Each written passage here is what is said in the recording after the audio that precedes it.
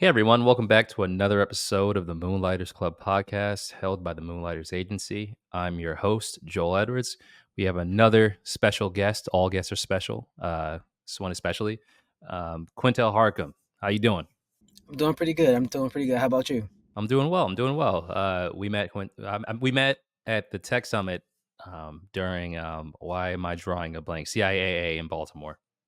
And it was a great time. It was a really good time, and I'm not sure if you're aware or unaware based on podcast history, but we've had a slew of Baltimore guests on the Moonlighters Club, and yeah, we're pretty Baltimore heavy right now, even though I live in DC. So hey, it is what it is, man. It's a great town. You've been meeting a lot of great entrepreneurs and Moonlighters. So thank you for being on the show.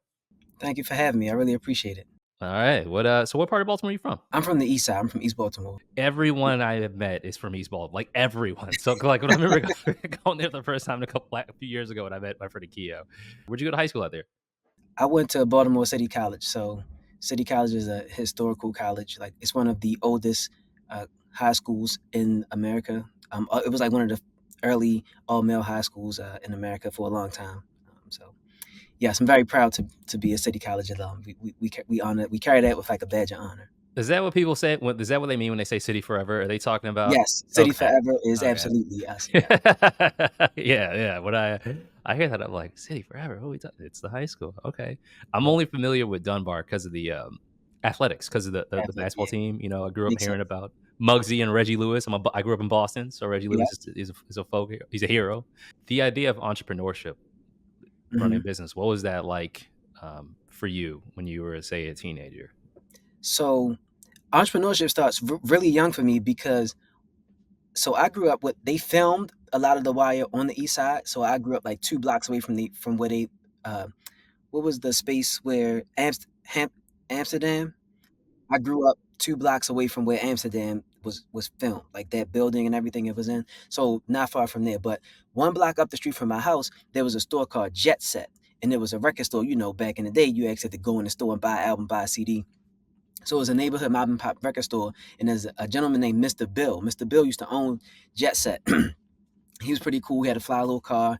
He always dated like women a few years younger than him. Nothing, egregious, but he was just a little bit older. He had his little flashy chains. He used to have these real cool gazelles. He was bald in the middle, right? But he still had the hair on the side. But it couldn't fade Mr. Bill, right? He knew he was the man because he called his own shots. He lived above the store. And he was just he was a little bit flashy, but he was a really nice guy. He had Jet Set. It was a record store.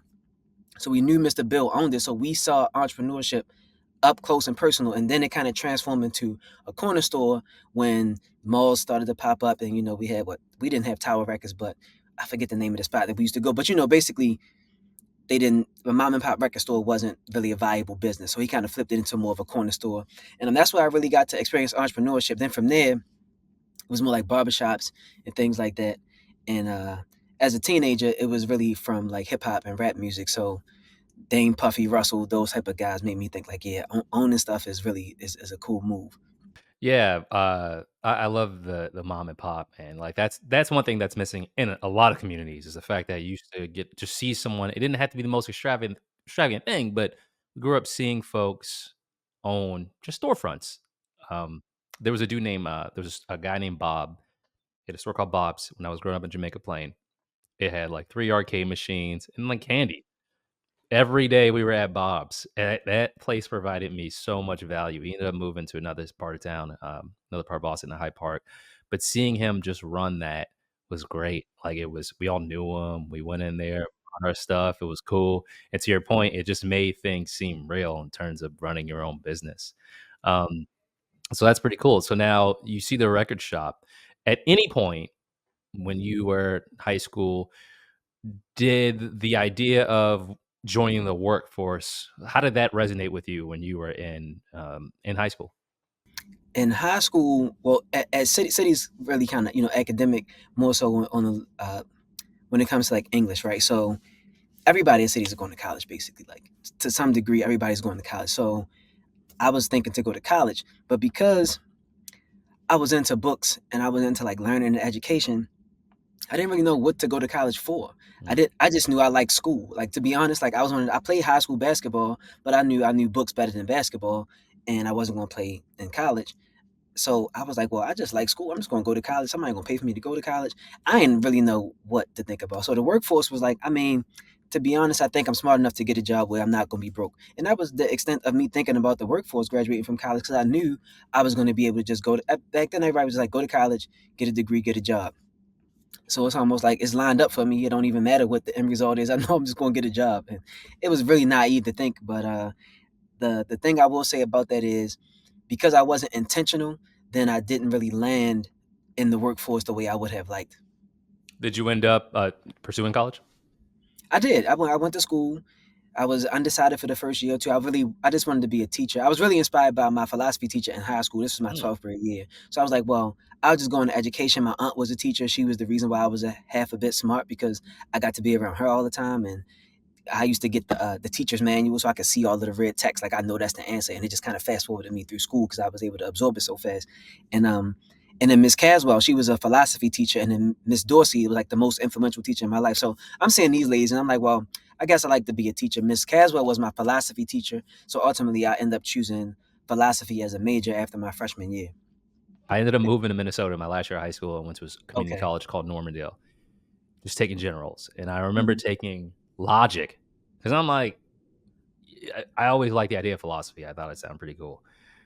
And the class logic was the most mathiest nonsense I've ever taken Mhm. in my life. Like A over B plus, and I was like, I thought logic would be like conversations and all this other Right, stuff, bro. It right. just broke me. Like I never recovered from that. Like this is the hardest class ever. And I just threw that idea out. Were you studying philosophy for the whole time? You majored in that the whole way through? My last 3 years, but so Lincoln, I went to Lincoln University. I didn't mean to get past the high school part of our talk. I went to Lincoln, and Lincoln was kind of a liberal, but it's a HBCU, so there's some, uh, they have some level of like good engineering and math, but they kind of focus like on liberal arts, so you can kind of do everything. And it just really wasn't a vigorous course. I mean, I had a good philosophy teachers, but it was a lot of reading and a lot of writing. It was some logic like what you just talked about. But yeah, for the whole 3 years, like my intro to philosophy teacher, Dr. Flint, he was a really cool guy. And so he just made it real comfortable to be in there talking about this nerdy stuff. And we only had 9 people in my major, in my graduating class, like it was only 9 philosophy majors. So I was with the same people all the time, and it just kind of made it real comfortable. And that's kind of the way I moved since I was in elementary school. I was in smaller classes because of me being blessed enough to be in good academic classes.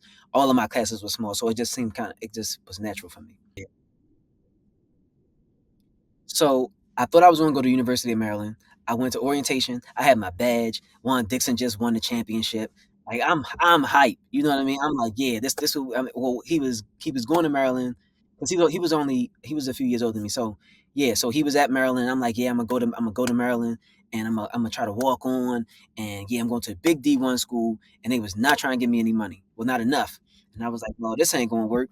And Lincoln gave me, they paid for more of my education. Me and mom sat down like, yeah, that's what we're gonna do. And I was like, all right, you got it. She didn't know much about college loans and this and that. So I went to Lincoln. My first semester, I was just so dissatisfied. I was really not into it. Because it's people from I wanted a more diverse experience because I'm from Baltimore. It's a majority black city. Not that I thought that anything was wrong with black people. I just wanted a more diverse experience in my education. So that first semester sucked. But then they also had like riots. It was like some race riots, some racial things going on at University of Maryland that year, fall '99. And the Black Student Union got into some things. And I was like, I'm glad I'm not really around that. Then I warmed up to Lincoln, and then I loved it. Like I loved being at a black college. I love being able to bond with my people. I love being able. That's where I learned business. Like I started my first hustle in college, and it was great because I really got to see what professionalism looked like from a black point of view.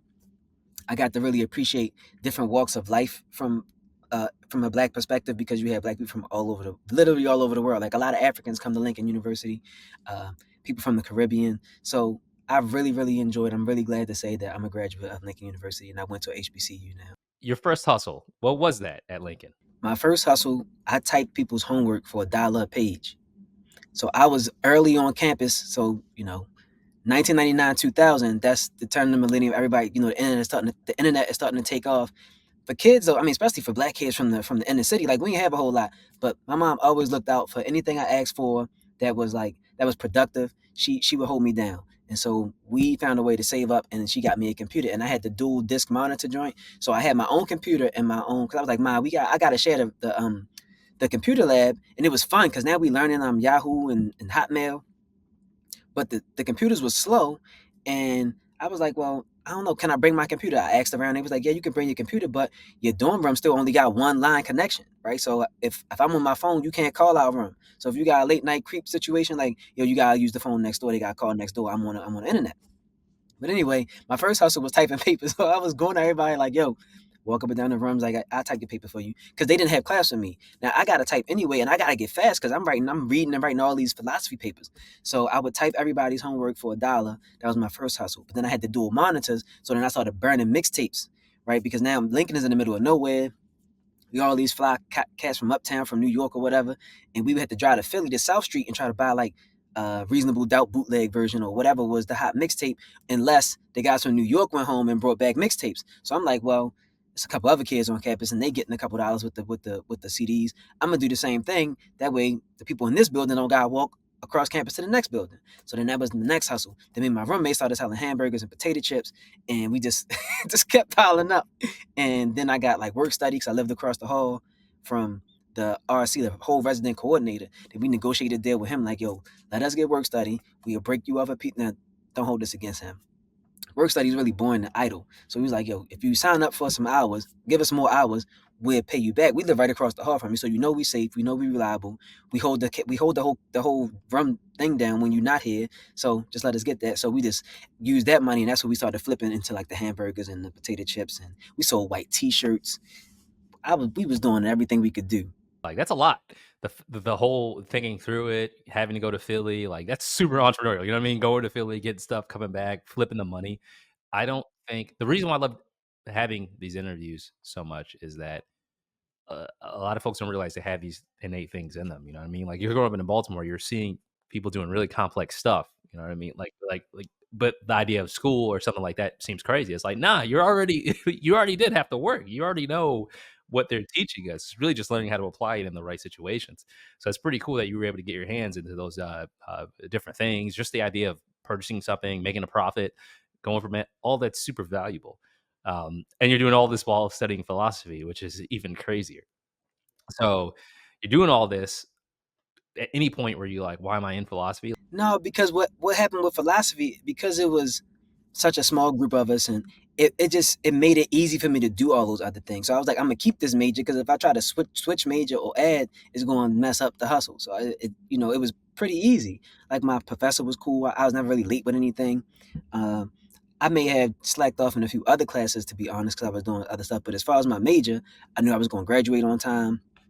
So I never really thought about why philosophy. I wish I would have thought about some other things, but yeah, I will be honest. The only thing I regret about college is that I didn't double major, which sounds is different. It's because I knew I had time, and if you have that time, then you can apply that to credits, and I could have got enough credits to have a double major, and that would have been something, and it would have been a more technical major where I could have actually made more money out the gate or had been more equipped for the workforce. Got it.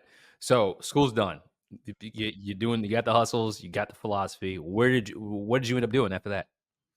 Man, I couldn't get a job for like a whole year after I graduated.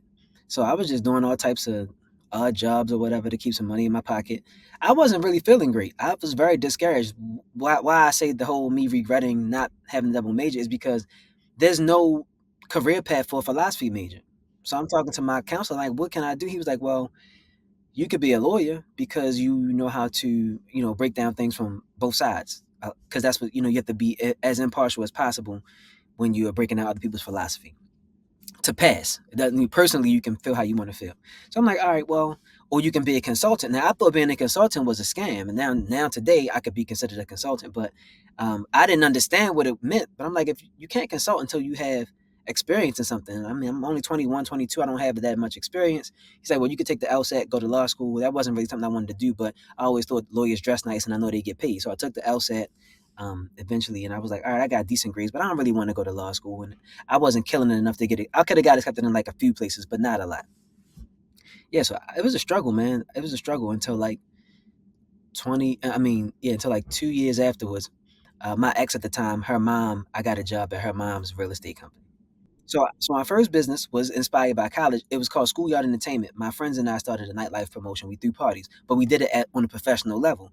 And what happened was I came home one summer and I was like, yo, these dudes in Philly, they got these groups where they running around throwing these parties and they getting money, but they bringing the groups to college because like Lincoln is their home turf, like how Morgan would be a home turf for us, right?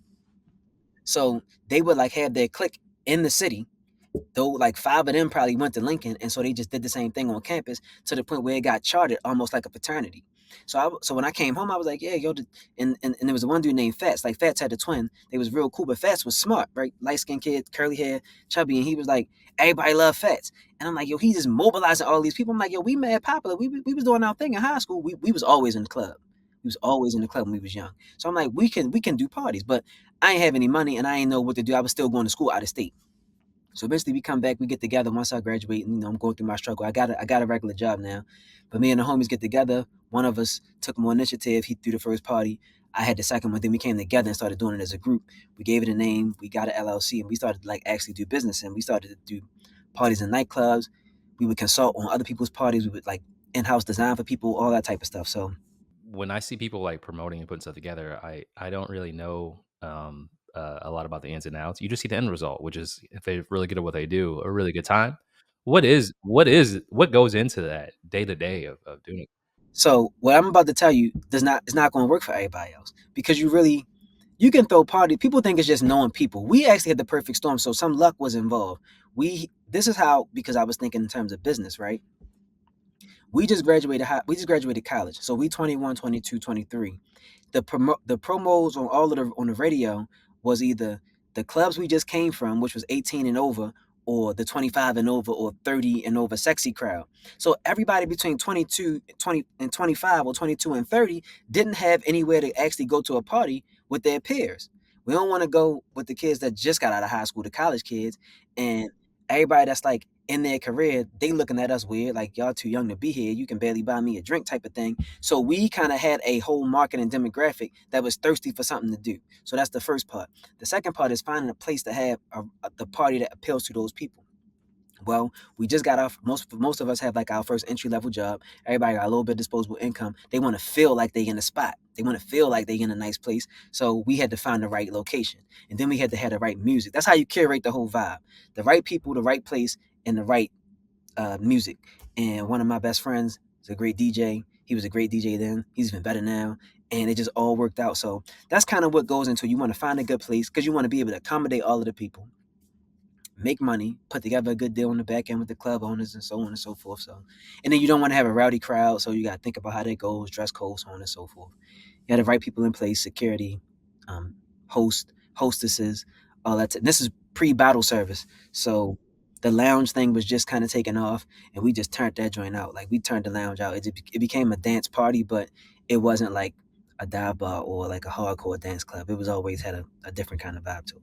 I've always been curious about this. Is Baltimore a house city? Yeah, so club music, so house and club music, we would probably classify a bit different. Like my parents and that generation, but maybe call it house music. But yeah, so we have our own style of Baltimore club music. So that is definitely a thing. But that was a thing when for a certain, like there's a uh, niche that's into club music, no matter what the age is. We were kind of growing out of club music into like R&B, like Music Soul Child and stuff like that, and then Lil Wayne was blowing up. So we was all in out R&B and hip hop phase, but we'll still play club because everybody at the party is from Baltimore, so it's like in our blood. Like we listen to some club music, we have fun with it. So yeah, it's definitely a club music type of city. Got it. And I know one thing that had to be super beneficial is you're just meeting so many people while doing this. I'm sure that the network you're building is insane. Yeah, and that's what I love so much about going to a HBCU. I always tell people, they ask like, I will always tell them the coolest thing about college is it's the for most people it's the best chance you'll ever have to meet as many people as possible, like ever in your life, unless you become a celebrity. You'll never be able to come across this many people ever again. Like it's literally thousands of people on campus, and y'all got one thing in common, and that just makes you familiar enough. So you really got access to, really humans can't really we can't really maintain more than 150 relationships, like just persons for one person to the next. But we around 1,000, 2,000, however many people, and so you really only an email or a campus away, like just walk across the campus, something like that. So I took that from college into the party scene and started to realize the networking there too. Before we started the party business, I started a clothing line at the same time, but I put that on the back burner because I seen we was rolling with the parties, like we was successful, like actually making money, like we actually made money. We was doing we did well, and that wasn't even our full time business. Like, so I picked back up on the clothing line when we closed that down, and I did that for a bit on the side, and it was okay. It was the clothing, the designs were cool, but I just didn't know how to work that business well, and um, so eventually I closed that out after a few years, probably like 5 years or so. I had a little bit of run. I never made any profit. It was always going back into the business, but I was fortunate enough to have a career by then with the government. So, and then after that, I got back into doing events and parties. But by this time, things had changed a bit. So, things like traveling parties were starting to blow up. That we had Twitter, the internet. So now parties had a much greater impact, right? So things like right before Henny Palooza and stuff like that. So I was trying to infuse some of the younger culture because people connected over the internet more than just handing out flyers like we did in 2020 in 2004. So I did that, and then I did like more creative consulting. Then like people would ask me to help them with some other kind of parties. So that was going. I had that going, and then that transformed into my juice bar. All right, now with I love that getting this background because when I looked up your current business, when I saw you and went on your IG page, there's a lot of health, and I love it. And it's funny now hearing how you were, doing the promoting and in the club scene. Because as someone who frequented the club scene, it's very unhealthy at times. So has the has the health always been a part of your day to day? A part of me doing good part and company and getting into the health space. Personally, I just knew I couldn't sustain a lifestyle of being up late, drinking, hanging out, and stuff like that, right?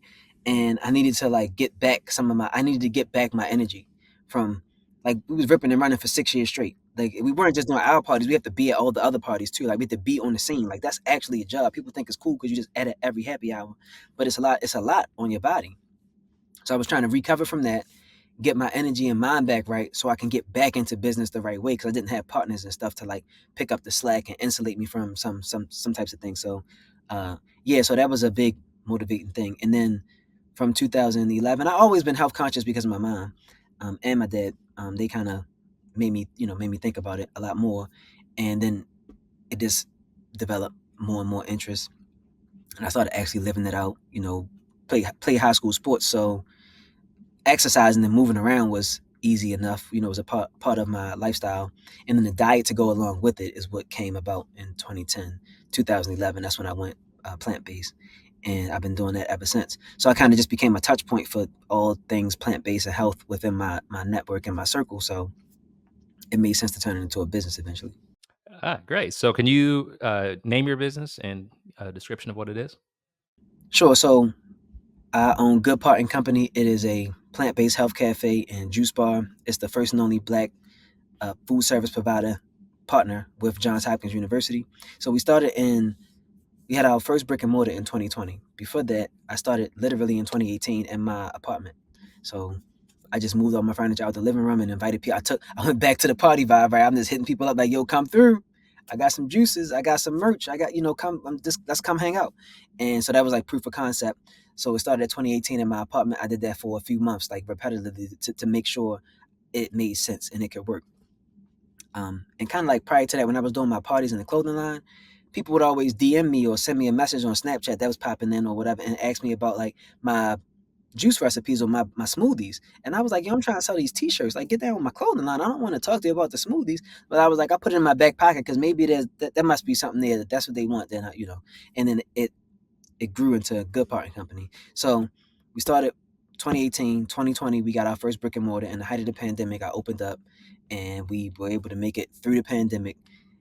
Within the first year, Johns Hopkins reached out, offered us the opportunity to come and join them with their new recreation center that they built out part of. They expanded their gym and they wanted some wellness representation in the gym. So they needed some health, some nutrition to support their student athletes and all of the students on campus. So I had to pitch against some other local juice bar. I'm not sure. They didn't tell me. And that's fine. I just pitched, gave them everything I had, and we won. So I was able to expand. I had two spaces, two juice bars for a while. Let me close down the first one, but it was kind of built more on making healthy convenient and understandable, right? Because people don't, it's a lot of misinformation about what's healthy, what's not healthy, what's vegan, what's plant-based. So when we started out, we literally had like a shelf space, like the Good Part University library, where you could just pick up plant-based books, learn about herbs, learn about remedies, learn about whatever you need to heal in a more holistic way. And so it became kind of like a hub for health. We had our juices, smoothie bowls. We expanded to a little bit of food and stuff like that, and that was at our first place, right? So now it's black owned, small business. It was in the city, like in the Mount Vernon area, in Center City. And we moved uptown to Johns Hopkins, where it was more a part of the university. Same products, different, a bit of a different approach because now it's not so community based. It's like more just straight up service and product. The students, like what we have. They appreciated being plant based, and it's very fast paced. So that was a part of the convenience. So it didn't break my model as far as being convenient and being plant based and being healthy. So we just changed the way we give the information, the way we educate. So now we can't give out books. We don't have our own cafe space. So I just like maybe hold like go on IG Live and do a workshop on campus inside the gym or at a facility here, things like that. So So you were making the juices by yourself. yes, I definitely started out making the juice solo. Yeah. From my apartment, yeah, from my apartment to the cafe, I knew where to go get the right equipment. So I invested in like the regular juicer at home, then the next level juicer at home, as big as you can get in your house without being illegal. And then I took that juicer and I was like, well, what's the next level? And I look it up and I was like, whoa, I don't got that much money yet. This I ain't opening up shop for a while. So I had to do what I had to do to get the money up. And then I invested in a commercial juicer and I had to learn how to work that. And that's what I used in the cafe. And that's when it took off because I was able to make a lot more juice in less time. It still took a long time because juicing it's a lot of labor. So the name Good Parting Company came from that creative agency I had before. It was that creative agency was called Here Comes the Good Part because I just like words and phrases that are active. It makes you think about doing something. And then also is what people actually say to one another. If you're describing a story, if you're telling a story, if you're describing a movie, like, yo, here come the good part. So like that's what I called it. But Here Come the Good Part doesn't lend itself to like a good acronym. It's not really it's not even a good website name. Like it's just way too much to type, right? It's not a good URL. So I was like, but I still like this good part thing because everybody understands what good is. Everybody has an idea what they think good is. Like best, better, but we know what good is. So that's very familiar. And I just named the and company because I'm following how bigger businesses do business. They'll put like a law firm, it'll be such and such and company or Johnson and Johnson. And it's not, it doesn't say good part juice. It says good part and company because I knew I just wanted to help people get healthy. And that may not come in the form of a juice or something. So let me try to give it a catch-all that still works. So good part and company is what I came up with. What is a day in the life like when it's time to get up, sell some juice? What does that look like? So at Johns Hopkins, so in the original shop, 40% of our income or revenue was from juice, from cold pressed juice, like me making juice or me and the staff making juice. At Johns Hopkins, it's less than 2%. They love our smoothies and bowls. So that's when we show up, we gotta be ready to get busy. All right. I wake up early anyway. The cafe opens at 8 o'clock, so I wake up between 4:30 and 5. I do whatever things I need to do to take care of myself, get my mind right. Then I'll do some creative or busy work, whatever I got to take care of to build business, like the thing, like the doing things, not administrative type stuff. So I do that until it's time for me to get to the cafe. So I may not open up the cafe. I may not go until 10, 11 or something like that. But typically, me or the staff will come open up at 7. 8 o'clock, we're open and ready to serve. We're inside the gym. The gym opens at 6. So our day is very long. We work from 8 to 6 p.m. Because after 6, people want real food for dinner. They don't want smoothies and bowls, right? So uh, at 8 o'clock, we're ready to serve, and now we just going through the ebbs and flow of like student traffic. So when all the students so we get hit at one time, maybe like 20 people in 5 minutes, like literally, like just standing in line, standing right on top of you. So it's high traffic, high volume, food service, quick service, food service. We do a lot of prep. We use a lot of fresh produce and ingredients, so we have to do a lot of prep for, say, mangoes and strawberries and bananas. A lot of frozen bananas. Right, we take inventory daily, and we'll get our delivery, our fresh produce delivery between 10 and 11 and 1 maybe. Every Monday and Friday we'll get our dry food or frozen food delivery. So that'll come in. The team takes their break between 11 and 1 o'clock. So we kind of like shuffling in and out. We got to do all of the food service policies, take the temperature logs, check the temperature of the food, keep things sanitized, keep things clean. We do enjoy like our own playlists and stuff like that. So we have Wi-Fi going in the cafe or our own speakers in the background listening to some cool something or another, whatever we want to listen to at the time. And the space is small, so we kind of everybody has a station, but everybody's a utility player. Everybody has to be able to do everything. We know everybody's task, but when we set up at our stations, we kind of assembly line it because it makes it a lot easier to work through. We get our big rush at 4 o'clock because now everybody's pretty much wrapping up with their classes. So between 4 and 6, it could be mania. Like it could be really real, like nonstop until 5:57. Somebody's gonna be coming up to order a smoothie or a bowl, and we like, man, we ready to go. But we here to serve, and we glad that we got business, so we not even gonna trip. So that's how it is, man. From 7 o'clock, and then we close down. So it's literally a 12-hour day. So some days I have to work 12 to 13 hours straight if I'm short a staff member or if we're launching a new product or promoting some new juice or a new smoothie or something like that. So yeah, it could be a really long day. How big is your team? Two full-time people and four part-time employees. So for the most part, I always have like two full-time employees at the most, and then everybody else is typically part-time. And it's kind of been like that since I opened. When we first opened, everybody was part-time until we got everything kind of smoothed out. On campus, though, because of the way the shifts are and because the day is a lot longer, we have to have more staff support. Got it. There's a lot. And in terms of admin decisions, the business side of things, Hmm. is it just you doing all of that? Yeah, yeah. So I'm solo, but if anybody wants to know, get a partner. Partner with somebody when you start your business. It's just a lot. It's a lot more helpful, and you can just operate in the space that you're better in, and you can make more moves. You move faster. You just get more done. Yeah. Um, so, have you ever thought about doing another? It sounds like this is enough in terms of just the workload. Have you ever thought about doing another retail Yeah. space? Well, when I started, I wanted to have five, and so I got up to two. So I had two for a few months. Also, I learned that I'm not a foodie. So I never worked in food and beverage. I had one job in high school working at a salad bar. So I guess the health thing kind of just followed me all my life, right? But I never, I never had aspirations towards. I like cafes. I like retail because I like the feel of the store. I like curating the design. I like seeing the paint on the wall and the whole brand, the branding, and how all of the things fit together, but more from a retail fashion product point of view, not food and beverage. I never really thought about it like that. Like my diet is pretty simple, so I don't have a great passion for food. So getting up to two, I was like, okay, and now I know what it takes to do brick and mortar retail, food and beverage. So I've kind of let that idea go of having a lot more, at least not solo. I'll take on partners for sure.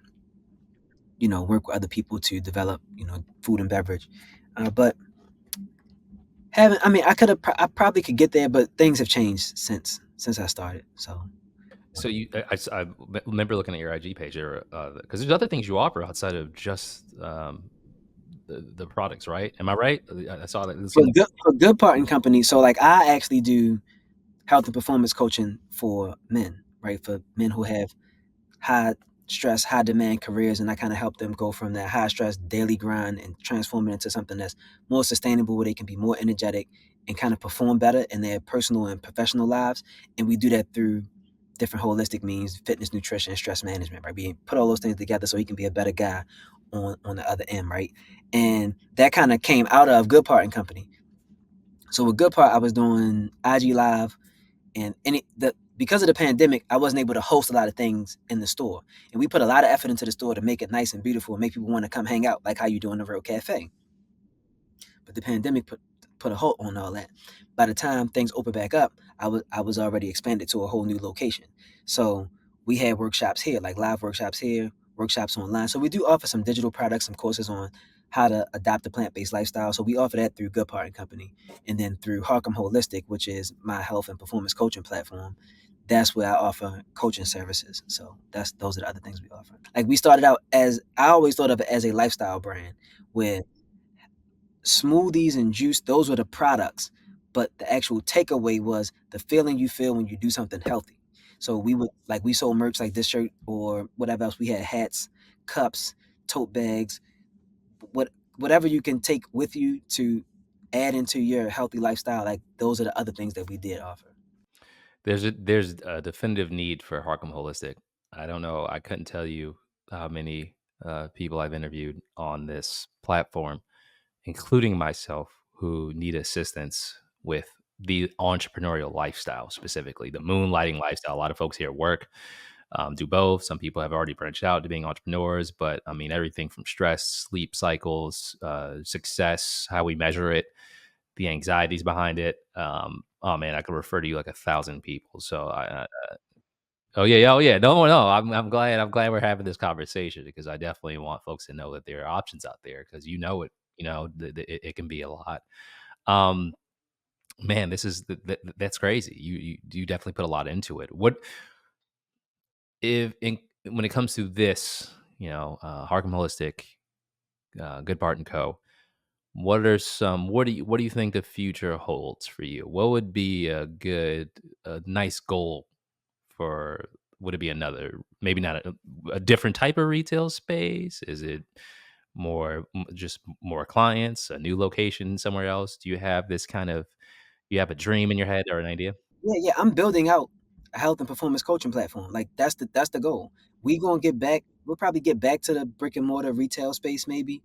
Like I said, I'm only trying to do that with partners though, because I know that there are people who have far more experience in food and beverage, and they can because you need to have a lot of cash. Every time you want to expand in food and beverage, you gotta have a whole bunch of money to go pay for another brick and mortar place, and you gotta pay for a whole lot of labor, and you gotta pay for a whole lot of inventory.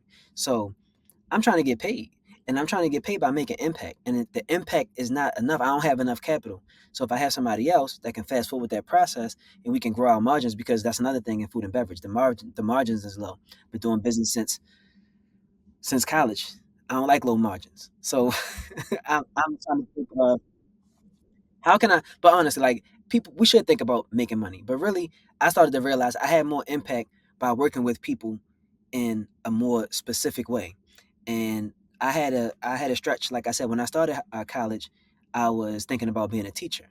And so one of those odd jobs I had was I was a long term substitute. So I did teaching for a bit, for 4 years actually.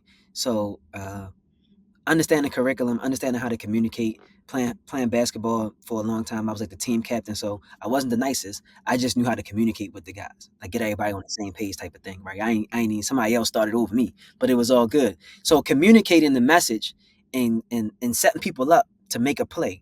I want to see guys make more plays in their life to be successful. And the health and coaching space and performance is where I feel like I'm going to make the most impact because everybody has like a different juice or a fruit or a flavor that they like a lot, and that's fine. But that's just a small part of what's actually going to get you to the next step to really, really improving your holistic health. Because it's not just what you eat, right? It's what you do. What you eat impacts that a lot, but you want to have all of the other things that go along with it. You don't want to be one dimensional in how you work on yourself, and so that's what I'm working on. I'm building out a health and performance coaching platform, and we have, two products now. We'll probably add more because that's what you have to do. You have to add products and serve your people at the best level that you can. And so that's what the future holds, man. I got a plan. I got I know about how long it should be taking me if I'm doing the things I need to be doing. And I know better how to operate business at a higher level, right? Like actually generate money, and I know that I'm going to need people along the way. So I'm not trying. I'm open to having partners that do certain things, or at least coming in the game with a certain level of support. So, uh, but it's also fun. It's more in my space because I do a lot of design. Like I had the clothing line. Even when we did the parties, I was designing the flyers. Me and the homies was setting up. Like we was picking out. Like they was like they'd call me and be like, "Yo, um, I need a shirt that got these kind of buttons or this color. Where can I find it?" Like I'm always looking for what looked good together. And so like I wasn't a stylist, but I had friends who were stylists, friends that worked in Nordstrom's, and stuff like that. So I'm always thinking about the design aspect of something, because design is very functional in a certain, well, it is functional. It should be. The best design is functional. My point in saying that is I can help guys design a life that they can win with. And so that's how I see it. Like, I don't just see it as health. Like, even when I did the menu for Good Part and Company, like I designed the bill, I designed the boards, I designed all of the recipes. Like, I look at it as design. I don't look at it as just like a object or a product. So that's what I'm trying to be. I'm trying to help design the perfect performance. All right, I like this, man. This has been good. My head is already spinning with potential ideas, but I can tell it's been good to hear you talk about the steps you want to take, and the goals that you have in mind. If there's any advice you could give to anyone who is in the position that you are in or wants to be in the position that you are in, what would that be? Yeah, go for it. This is what this is. I have a lot of different advice, so I'll just share some of the things that I've learned along the way. Uh, get a coach or a mentor. Get partners if you can. But entrepreneurship, I learned this from, it's a guy named Dan Martell, and he's like a super millionaire software guy, really smart, and he talks about entrepreneurship is the ultimate personal development tool, and it is. So you have to be if you're going to be an entrepreneur, you're going to have to change who you are, and you may have to change who you are often.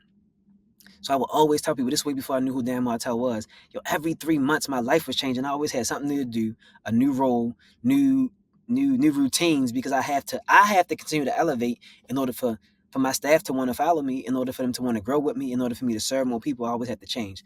So you have to be willing to change. You have to see things as an entrepreneur, not as a technician, not as a manager. It's a good book called the E Myth, right? I love You that have to book. see things. Yeah, you have to see Yeah. things as an entrepreneur. So get all of the insight, all the education you can from books, from a mentor, and just be willing to take the risk and do the work. It's not entrepreneurship if you're not risking anything. Like, if you're just playing with somebody else's money, it's not necessarily entrepreneurship. Until you start to risk some things. I mean, you could risk their money, then you just got to deal with what they're going to do to you, or with you, right? But yeah, that's my advice, man. It's a personal development tool, and the people all quote Jim Rohn. You familiar with Jim Rohn? Oh yeah, I love Jim Rome. He talks about become a millionaire not for the money you'll get, but for the person that you'll become. You have to be willing to be somebody different to be an entrepreneur, because it's isolating, it can be lonely, it's still rewarding and fulfilling, but most people do not think or approach the world like entrepreneurs do, because they're not willing to take that much risk.